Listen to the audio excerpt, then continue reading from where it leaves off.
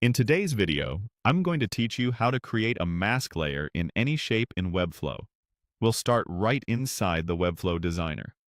Open your project so you're on the canvas and ready to work.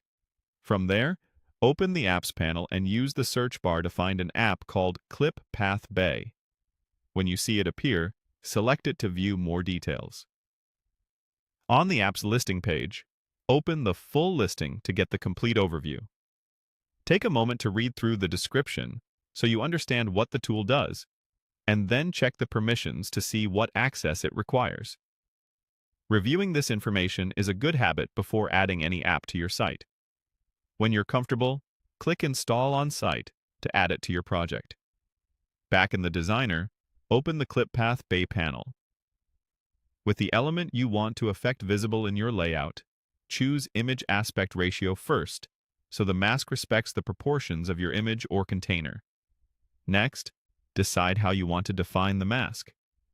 If you already have a vector path you want to use, pick Custom SVG to create a mask from that shape. Otherwise, try one of the built-in presets to get instant results. Click Ellipse to create a soft, rounded reveal.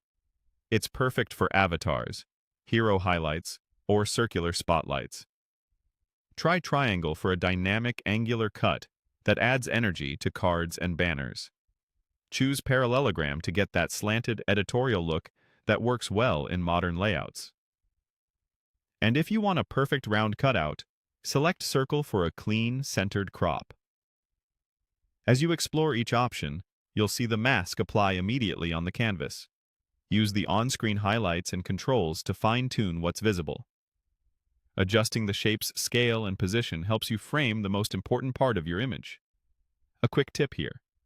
Keep key content, like faces, product details, or headlines, inside the visible area of the mask to maintain clarity.